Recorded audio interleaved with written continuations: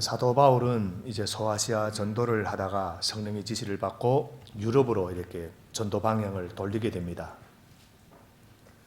마게도냐로 와서 건너와서 우리를 도우라. 그 환상을 주님이 인도하심으로 해석한 바울은 지체 없이 이제 마케도냐로 갔습니다. 그때만 해도 사도 바울은 이 성령의 뜻을 이해하지 못했습니다. 왜 소아시아에서 전도하는 이 길을 막으시는가? 지금 이곳에 성령의 역사가 일어나고 있는데, 그러나 바울은 성령의 뜻에 순종을 했고 빌립보에 갔습니다. 데살로니에 갔고 베레아까지 갔습니다. 그리고 베레아에서 박해를 피해 바울은 이제 아테네를 처음으로 이제 가게 됩니다. 베레아에서 아테네까지 100길로 한 300마일 거리가 됩니다. 그때 그 당시에는 또 배로 나흘길을 오는 동안, 그때 당시 그 바울이 나흘길을 배를 타고 가는 동안 배 위에서 지내면서 바울이 아테네를 향하면서 무슨 생각을 하면서 타고 있었을까? 아마 전혀 계획이 없었는데, 그런데 자신이 전혀 예상하지 못했던 아테네까지 배를 타고 가면서 주님이 인도하심이 참 오묘하고 신비롭다, 이런 것을 느꼈을 것이 아마 분명할 겁니다. 자기가 계획한 대로 되지 않았지만 자기가 계획한 것보다 더 놀라운 계획을 하나님은 갖고 계셨던 것입니다. 여러분, 혹시 살다가 내가 계획한 대로 되지 않아서 낙심하고 좌절할 때가 있습니까? 이런 생각이 들 때 하나님은 더욱 놀라운 계획을 갖고 계신다고 생각하면서 소망을 가지시기 바랍니다. 오늘 본문 이제 16절 이하에 보시면 바울이 아테네로 피신을 가서 그곳에서 디모데와 실라를 기다리고 있는 동안에 있었던 그런 내용들이 기록되어 있습니다. 그리스 문화권에서 자란 바울은 아마 어릴 때부터 아테네에 대해서 잘 알고 있었을 것이 분명합니다. 아테네는 저희들도 알다시피 위대한 철학자인 소크라테스, 플라톤, 아리스토텔레스의 그 활동 무대였습니다. 이미 로마 제국이 이때 당시, 바울 이때 당시는 로마 제국의 식민지가 되었지만, 아테네가 비록 정치적인 영향력은 잃어버렸지만 여전히 문학, 철학, 그 문화, 예술 이런 부분에서는 명성이 아주 대단했습니다. 2000년 전 로마 제국이 지성인들에게 지성인들에게는 아테네는 평생에 한 번은 꼭 가보고 싶을 정도로 아주 동경하는 그런 도시였습니다. 그러나 예상과는 달리 바울은 실라와 디모데가 도착하기를 기다리는 동안 세계의 문화적 도시인 아테네에서 전혀 기쁘지 않고 도리어 고립된 자신을 발견합니다. 아테네는 세속적 사상과 종교가 지배하고 있는 도시, 겉으로는 너무나 멋지고 화려하고 웅장하고 문화적으로 아주 세련된 도시였지만 도덕적으로는 아주 퇴폐적이고 영적으로는 죽어있는 그런 도시였던 것입니다.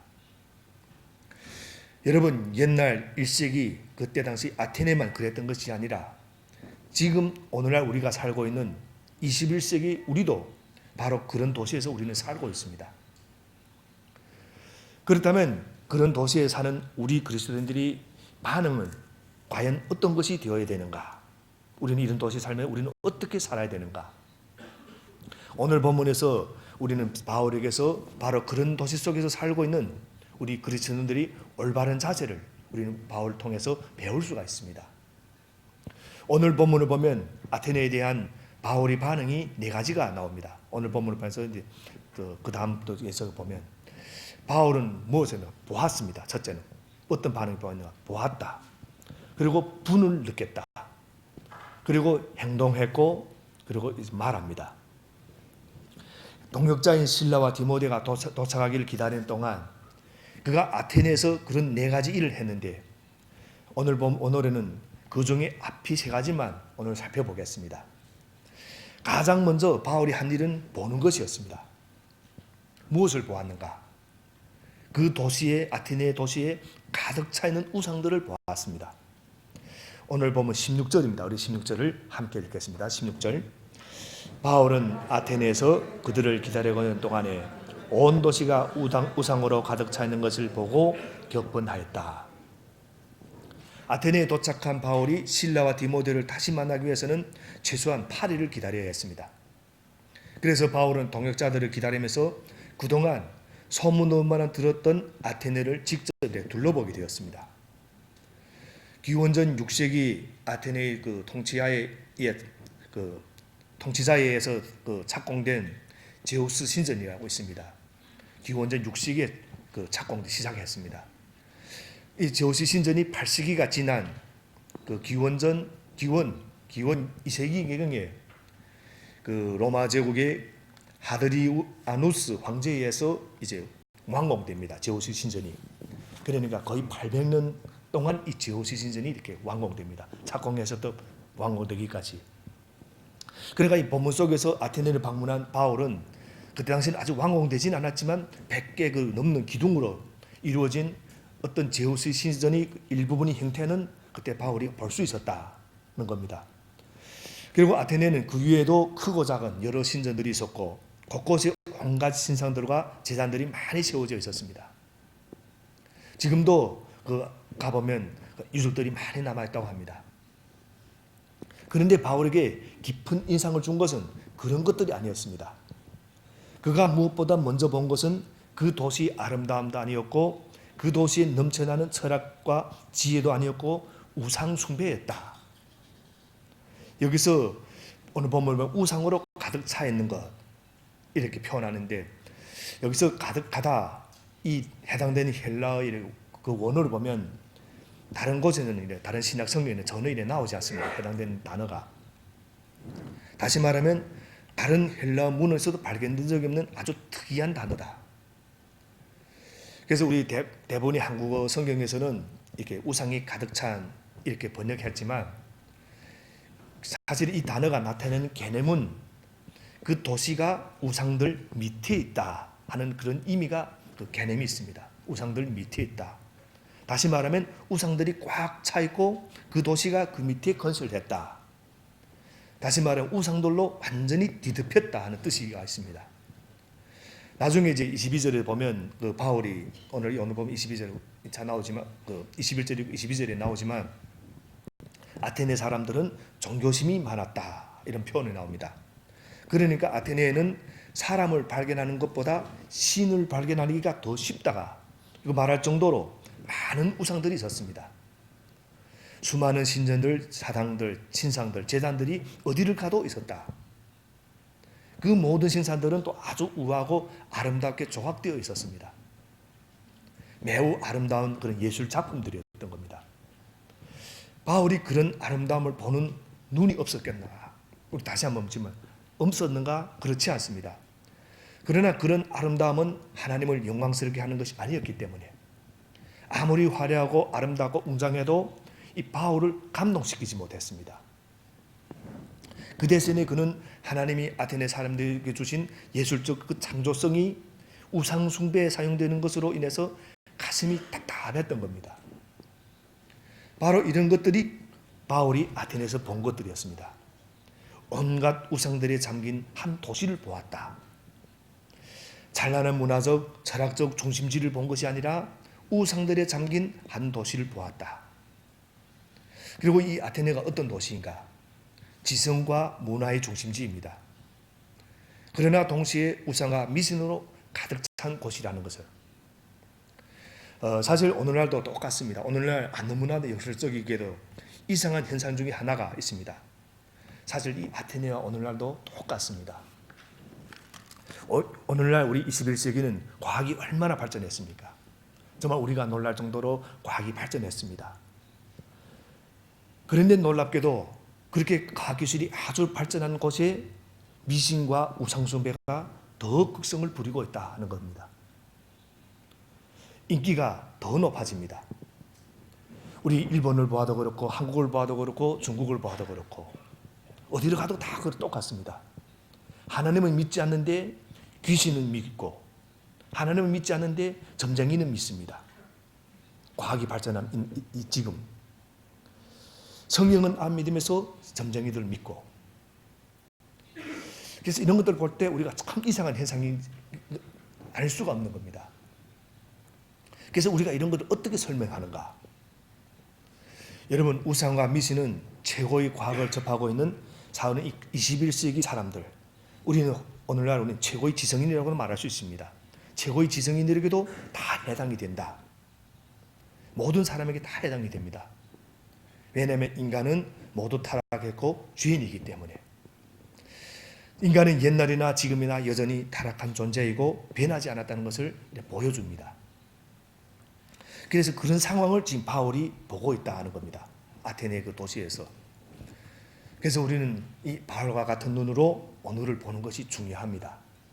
지금이 우리 주위에서 벌어지고 있는 모든 사건을 우리 영적인 상태로 제대로 볼 줄 아는 그런 분별력과 눈이 우리에게도 오늘날도 우리에게는 필요하다.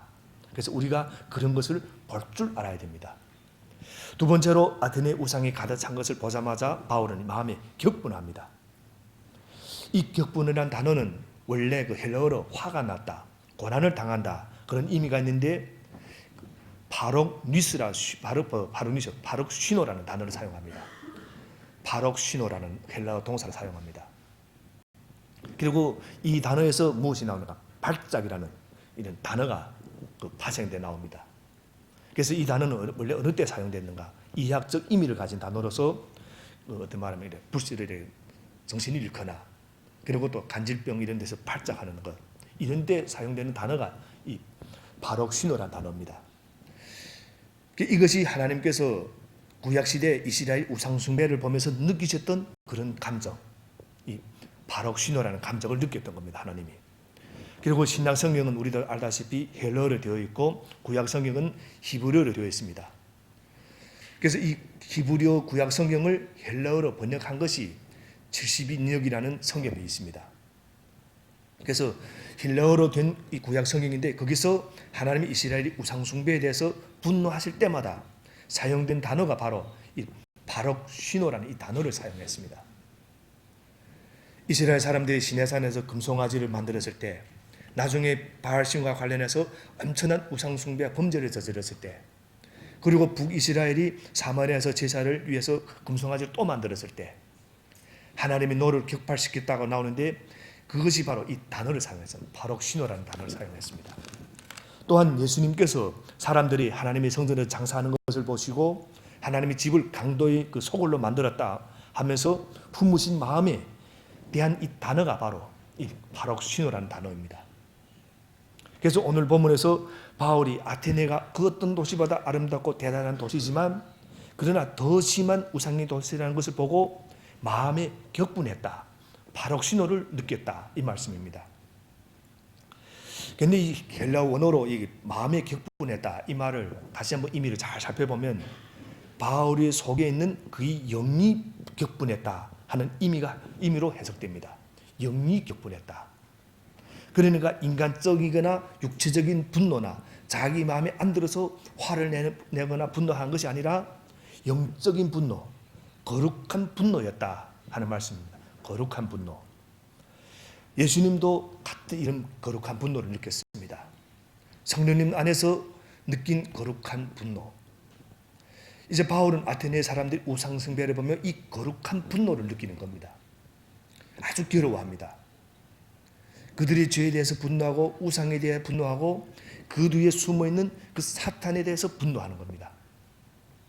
참되신 하나님께 돌려져야 할 마땅한 영광과 찬송과 경배가 실제하지도 않는 그런 만들어낸 신들에게 돌려지는 것을 보면서 이제 바울은 고통을 느끼고 괴로워하며 이렇게 분노했다 하는 겁니다.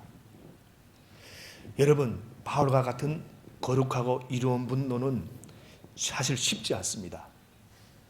항상 주님과 동행하는 사람만이 이것을 느낄 수 있습니다. 그리고 불쌍한 영혼에 대한 그 불쌍한 마음이 없고는 이 분노를 느끼지 못합니다. 악이 판치는 모습을 볼 때, 악한 자들이 활개치며 하나님의 영광을 가리는 것을 볼 때 우리는 답답해합니다. 화가 납니다. 그러나 이런 것들이 거룩한 분노까지 가는 경우는 사실 별로가 없습니다. 왜냐하면 나와 별로 직접적인 상관이 없기 때문에. 나에게 손해가 오면 우리는 격분합니다. 그러나 나에게 손해가 안 오면 그보다 더 심하고 악한 일이라도 저런 사람들 이런 감정이 있지만 이 정도로 그 분노는 느끼지 않습니다. 그러니 우리가 이런 모습들을 보면 우리는 얼마나 이기적인 모습인지 모릅니다. 죄에 대해서 우리는 또 너무 관용적입니다. 우리가 서로에 대해서는 관용해야 됩니다. 우리 사람에 대해서는 관용해야 됩니다. 그러나 우리는 죄에 대해서는 관용하는 게 아닙니다. 그래서 우리가 교회에서 사랑으로 덮자 하는 말씀은 죄를 덮자 하는 말이 아닙니다. 여러분 이 오해라면 안 됩니다. 사랑으로 덮자 하는 것은 그 죄를 지은 그 사람을 관용하자 이런 말씀이지 그 죄 자체를 덮자 하는 거 아닙니다. 그런데 죄인데도 문화적인 현상이라면서 그냥 넘기는 것들, 그리고 이 시대는 점점 더 많아집니다. 조금만 무슨 하면 지금은 고소가 들어옵니다. 그래서 무슨 다 좀 주의라는 시대가 되어 있고, 그래서 우리는 오늘 시대는 모든 것을 관용해야 된다. 그래서 우리가 잘 알다시피 이 우주에서 거짓말을 잘하는 존재가 하나 있습니다. 그 존재가 바로 사탄이란 존재. 그래서 우리가 자꾸 남을 속이고 거짓말을 잘하면 우리는 누구를 닮아가는가? 예수님을 닮아가는 것이 아니라 우리는 사탄을 닮아갑니다. 그래서 우리는 정말 거짓말을 하지 말아야 되는 겁니다. 성실해야 됩니다. 그런데 우리는 사탄은 어찌는가? 항상 속삭입니다. 괜찮다. 남들도 다 그렇게 사는데, 남들도 이렇게 살 수밖에 없는데 다 그렇게 살아. 너 너무 그렇게 혼자 정직하게 그렇게 살려고 하지 마라. 다 그렇게 사는데. 이 사탄이 항상 속삭입니다. 그래서 로마서 1장에도 나오지만 자기가 죄를 지으면 하나님 앞에 나와 회개해야 되는데 옆을 보니까 남들도 다 그렇게 하는 겁니다. 남들 다 죄를 짓는 겁니다. 그래서 또 괜찮은가 보다 하는 것을 사탄 잠깐만 부추기는 겁니다. 남들도 다 그렇게 하지 않아. 지금 이 세상이 그런 세상이 되어 있어. 그러니까 너만 유별나게 그럴 필요가 없어. 이런 것이 계속 그런 음성이 주어지는 겁니다. 그래서 야고보서도 나오고 예수님도 말씀하셨듯이 예는 예고 아니오는 아니오다. 그래서 맞은 것은 예라고 아닌 것은 아니라 할 수가 있어야 됩니다. 악인데도 괜찮다고 넘어주고서는 안 된다 하는 이런 말씀입니다. 그래서 우리는 신앙생활하면서도 죄는 결코 가볍게 보아서는 안 됩니다. 왜냐하면 거기에는 삶과 죽음이 문제가 걸려있기 때문에 이 죄 속에는 삶과 죽음이 문제가 걸려 있습니다. 그래서 우리가 거룩한 분노를 느낄 때, 마음에 어떤 걸 때, 불쌍히 임하실 때, 그 사람이 그 죄 속에서 죽어가는 걸 그대로 보면 안 되는 겁니다. 그래서 우리는 죄를 지은 사람은 포용하고 용납하고 사랑할 수 있어야 되지만 죄에 대해서는 우리는 단호하게 대처할 줄도 알아야 됩니다. 이것이 바로 예수님도 하신 일이시고, 셋째로 바울은 믿음을 행동에 옮겼습니다. 우상 숭배를 보고 마음의 분을 느낀 바울은 이제 자신이 믿음을 행동으로 옮깁니다. 매주 회당에 가서 유대인과 경건한 사람들과는 토론하고 또 시장에 가서는 매일 만나는 사람들과 토론을 합니다. 바울은 회당과 그 광장에서, 오늘 보면 광장이라고 하는데, 기독교 신앙을 변증하고 또 토론을 벌였습니다. 그 내용이 이제 17절부터 나옵니다. 우리 17절 말씀을 함께 읽어보겠습니다. 17절 말씀. 그래서 바울은 회당에서는 유대 사람들과 이방 사람 예배자들과 더불어 토론을 벌였고 또한 광장에서는 만나는 사람들과 날마다 토론하였다. 여기 회당은 당연히 유대인이 그 회당입니다. 아테네는 유대인 회당이 있었고 거기에는 유대인들이 있었고 또 유대인들과 함께 유대교를 개종한 이방인들, 그리고 개종을 안 했지만 또 하나님을 예배하는 경건한 이방인들이 있었습니다. 유대인 회당은 또 본래 하나님 말씀을 배우는 그런 곳이었습니다. 그러므로 바울이 회당을 찾아가 그곳에 모인 사람들에게 하나님 말씀을 설교하고 또 함께 토론한다. 이것은 아주 자연스럽게 이루어지는 일입니다. 그리고 그때 당시 또 광장 하면 다른 분은 장터라고도 합니다.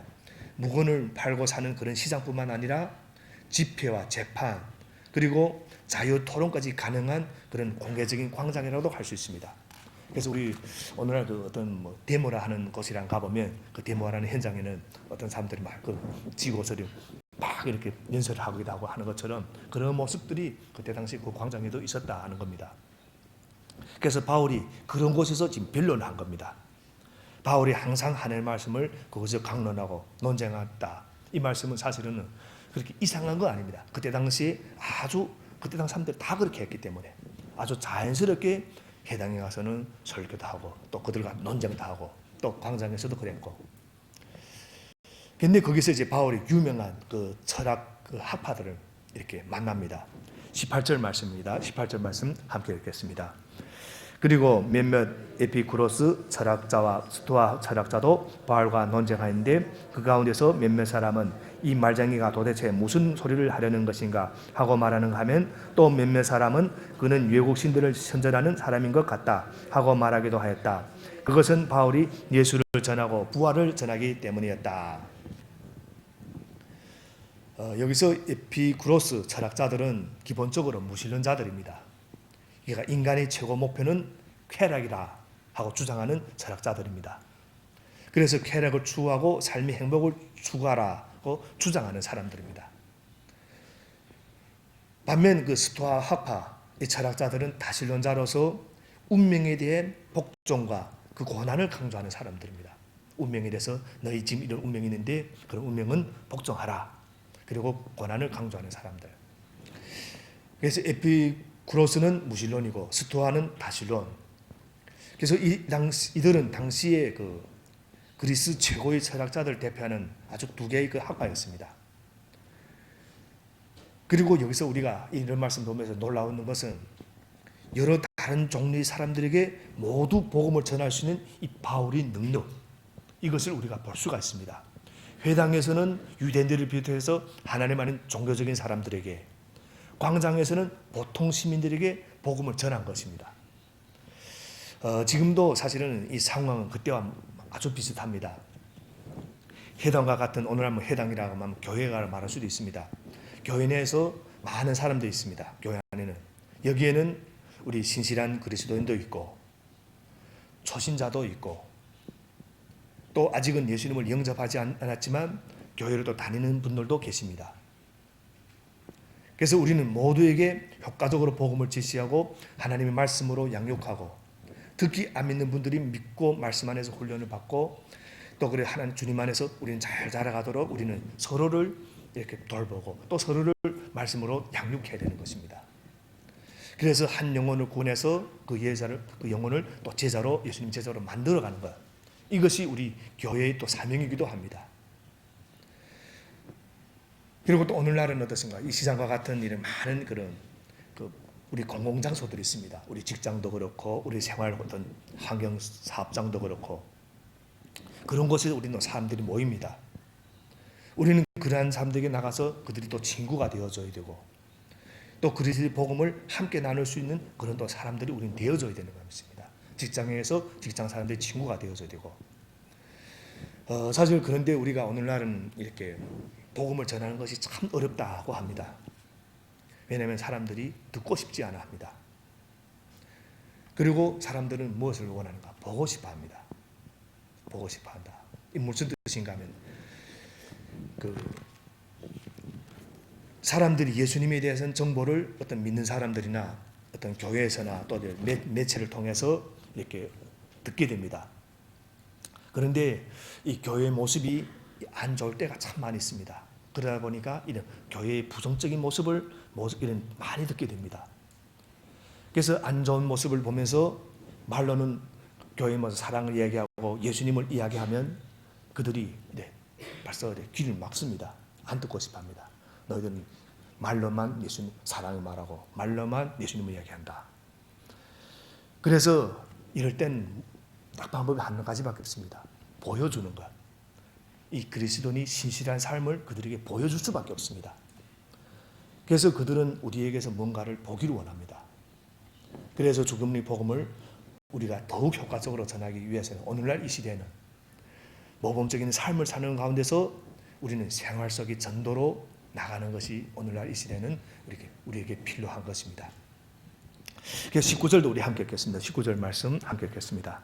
그들은 바울을 붙들어 아레오바고 법정으로 데리고 가서 당신이 말하는 이 새로운 교훈이 무엇인지 우리가 알 수 있겠소. 광장에서 이제 바울과 논쟁을 벌이던 이 철학자들이 이제 바울을 붙들어서 이제 아레오바고로 갑니다.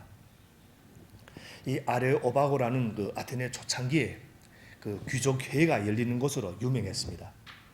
그래서 아레오바고라 하면 회의 이것을 의미합니다.